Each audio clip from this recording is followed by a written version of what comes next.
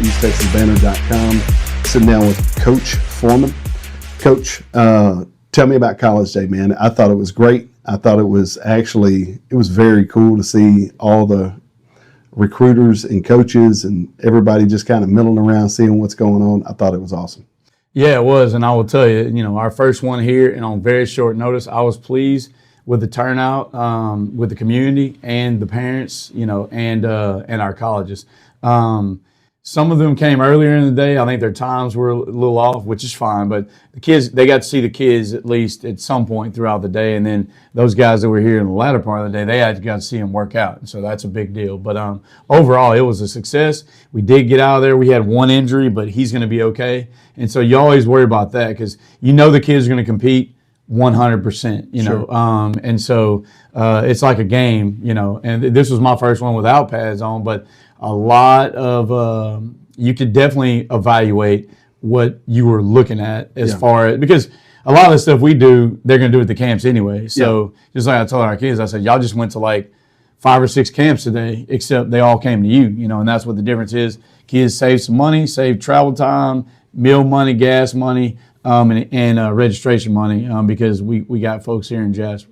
Well, see, and the other piece of that puzzle is you've got these junior high kids coming up, so the recruiters are already being able to see these junior high kids and be able to watch them progress here for the next couple of years, the next couple of college days that's coming up, and really kind of see how their skill sets are improving. Yeah, we had 23 kids that met the standard to be able to come over and observe College Day. We did leave about 40, okay, and I know that's not a good percentage, but they're starting to understand the expectation for them as well as our high school student athletes.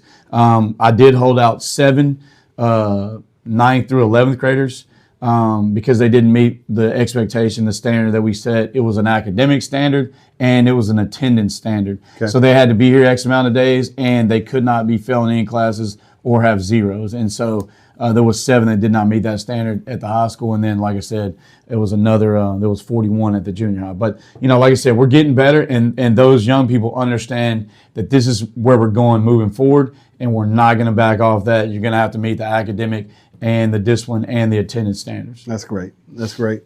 So, talk to me about track. They went to Austin. Yeah, La Brea. La Brea was actually the second event. Roxanne Hadnot was our first event of the day.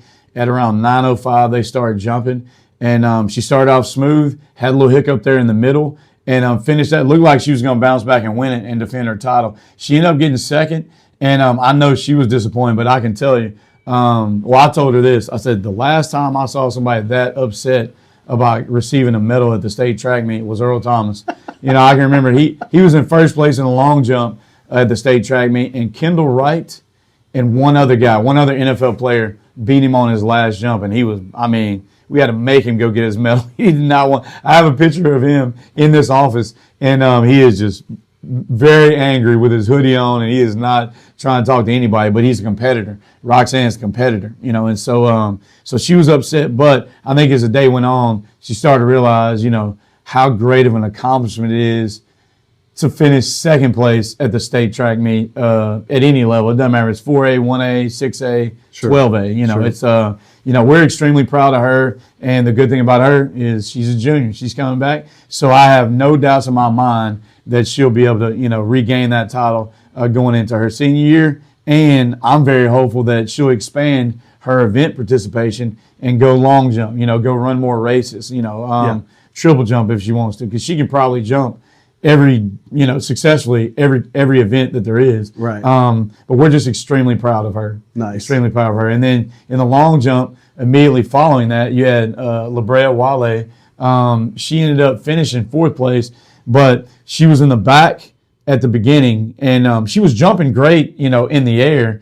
And but she wasn't finding the board. And some days for a long jumper and triple jumper is like that. She just couldn't really find the board the entire day. And I don't know if it was a facility or it just wind or sometimes with jumpers it's different, or just maybe her approach wasn't consistent. But when she jumped to 18.8, which was the jump to put her in 4th, that was 20 feet in the air. There's no doubt. She jumped it behind the board. That board's about a foot, and so she was behind it. I told her that today at school. I said, she jumped 20 foot in the air. You just didn't hit the board. And so, next year, same thing. Come back, medal, win gold, new PR. I think her PR is 19.7.5. She's a 20-foot long jumper. And so she was upset, clearly because she didn't earn a medal. But I was pleased, not that these young ladies were upset, but I was pleased to see that it mattered to them enough to where, they weren't just, smiling and giggling after they were defeated. And that's something I told them both. I said, that needs to spill into the boys side. We don't win a football game. Yeah. I don't expect that bus ride. I don't want to hear a sound, Right. I expect to win football games, but if it does happen where we don't, I don't, in the locker room and those things, it's got to matter to you. It's got to hurt. Those ladies yesterday were hurting, but just like Roxanne, we were extremely proud of La Brea, and she had an outstanding. I know I came midway through the year. I was tracking them before I got here because you always looking to what are the athletes doing when you're applying for a job, and I've tracked her for the entire pretty much track season, and just the fact that they both ended in Austin says a lot about them because you got to overcome a whole lot of obstacles and beat a whole lot of people to get there, and the fact that they were both, one of them is 4th place in the state, the other one's 2nd place, and they're both returning. Jasper, the community, and this school and athletic department and myself are extremely proud of those two young ladies. No doubt. I mean, like you say, coming back next year with a little bit of a chip on their shoulder, it's going to be a different ball game. Yep. Talk to me a little bit about the facility and how we're coming together with the weight room and everything like that. Yeah, so Monday, I believe, is when the flooring is going to be laid. Okay. And that's a big deal right there, flooring laid on Monday. And then once that happens, it's downhill. We're already kind of downhill. Yeah. But they, the ceiling stuff, you got the interior, the stuff on the side of the walls that are already put up, the walls are put up. They're painting it. They were painting it last Wednesday before I left. And so they've been working a lot, and so to meet that May 28th or May 29th deadline. And so I'm confident that's going to happen. It's coming a long way, but like the 18th of May is a huge day because they lay the flooring down there, and that's a really big deal. So we're coming to the end of the year. So talk to me about a little bit of the strength and conditioning. Yeah. So right now, what's happening is we are finishing up. Now I will tell you, in the boys' athletic period, it is still a lot of strength conditioning, a lot more than we'll be doing in years to come. But the fact that there is such a big turnover in football coaching staff, and myself just getting in here, we're still not fully. We're not even close to be fully inputted with our offense, defense, and special teams. But we're still doing a whole lot of strength conditioning stuff right now. And then we don't really have time to test now. What I want to do is try to test maybe that last week in June. And so I don't know all the evaluations on all the kids as far as 1 rep maxes and 40 times and things of that nature. But evaluation. Yeah, it's difficult because, like I said, when I got here, normally when you take over a program, or the two I've taken over prior to this, I got there in February, right around Valentine's Day, between Valentine's and spring break, and you can kind of evaluate for a couple weeks. And all right, these are the things that I like. This is stuff I don't like. I was here one day. And I was like, all right, let's go. To me, it didn't matter what had been going on. I knew what I wanted them to get out of these last 6 weeks. Right. Because keep in mind, this is only my 6th week here. And I think we've come a long way in 6 weeks. I will tell you, I know there is not a whole lot of football coaches that are going to be returning. But just talking to Coach Barbay and Malcolm Bronson, they both have reiterated that, the fact that, you can tell. I mean, it is clear. It's like a 180, from where it was day one. But that's fair, though, because, I've said this before, between the time Coach Crumity resigned and me taking over, when the cat's away, the mouse will play. And that's just kind of, it's hard to continue with structure and to get the most out of kids when they don't have a named leader in charge. And but from day one, since I've gotten here, I told them, I said, this is not going to be easy. And if this is not what you want, then there's not going to be any hard feelings. But I have not had anybody quit. We've had several that they look like they may have been thinking about it, but they stuck it out. And I will tell you, the fact that we've not had people quit and we've had kids join the program back, I attribute that to their teammates, their classmates have encouraged that. And when it gets tough for one or two of them, they don't let them walk off. Yeah. They don't let them, tap out. They push them harder, and we've all gotten better together. I've gotten better since I've been here as a coach, because when you don't have a security blanket around you, I've had guys with me for 14, 15 years coaching, and when I left those guys and I got a whole new staff, you got to develop the staff to see the same vision that you're seeing and the culture that you're trying to build. And that's something that that I do take pride in, is developing coaches to become better coaches, to be coordinators, to be athletic directors, to be head coaches. That's something that is going on here right now as well. We're developing coaches and we're developing student athletes, and that is extremely important to me on not only the guys side, but the girls side, junior high and high school level. Any last things we want to cover? Yeah, so I always want to stress this. I cannot tell you how important it is to get your student athletes up here if they're going to the 7th grade all the way to the 12th grade. So again, that's going to be class of 2000 and it's going to be 27, 28, 29, 30 in high school, and then 31, 32 at the junior high. Get all those student athletes, girls and guys, here on June 1.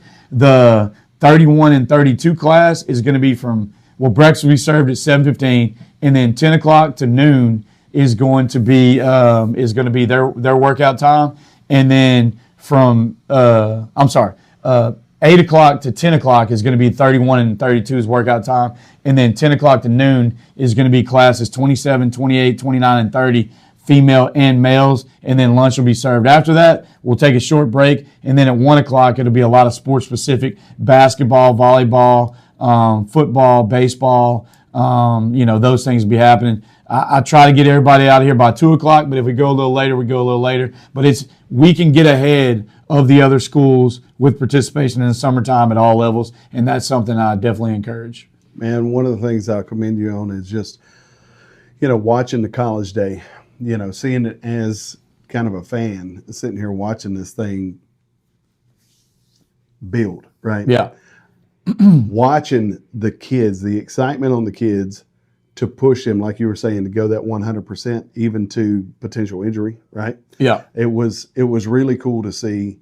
And, I'm sitting there watching the pass plays and the route runs and all this stuff. And I'm sitting here going, okay, these guys are putting out right now. And I mean, it really, I don't know. It feels like it's a whole nother level. Yeah. I mean, it really does. Well, it better be another level because that's what the expectation is. And here's the deal. It meant a little more to them because they had to earn it. Like I said, Right. 7 guys at the high school didn't participate. 41 junior high kids weren't bussed over. Yeah. I only bussed over 23. Yeah. So you're talking about 48 kids from 7th through 12th grade that did not earn the opportunity to come over here, but those other kids did. There was 80 something kids that did earn it. Sure. And so that matters. Those things matter, and the kids need to understand that the standard has changed. You're not going to be able to skim by and do the minimum and be rewarded. And so, but their effort was awesome. And there was a lot. The competition was awesome. Yeah. 50-50 balls were just that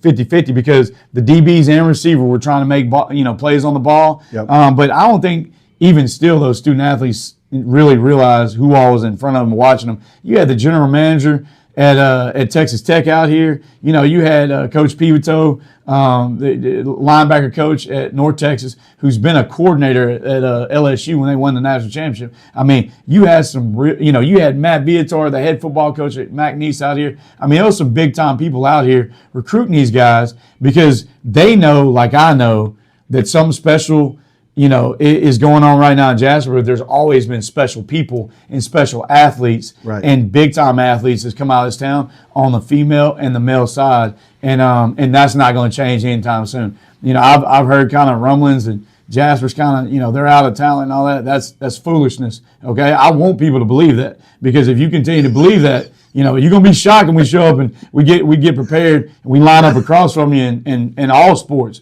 because the competition level. The competitiveness is changing right now. The standard is changing. Ain't gonna be no quitting these kids, and that's gonna be the difference. And there's not gonna be any quitting the coaches. Yeah.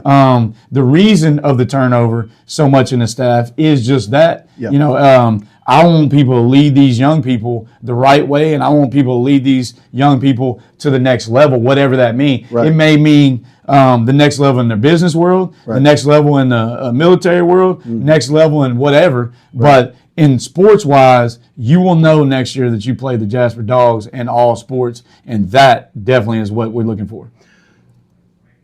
Do we want to touch on your coaching staff? Not yet, not yet. Let's hold that for a week or two because I'm still finalizing. No problem. But I will say I'm about 90 to 95% complete on the hires and the exits and the entry. Okay. But I'm extremely excited. I have introduced some of our coaches to the students, but I just don't want to release it this time. We'll do a professional release, and then I'll go on here and go person by person if you want to. But I'm extremely excited about that, and the community will be excited about the people that are coming in here and the coaches that we've retained, because we've retained, half the staff is staying overall throughout the entire school district. About half the staff will be remaining, and about half the staff exited, and it was clean break. But let's go to work. Let's go to work. Thank you all for your support. Jay's up and go Dogs.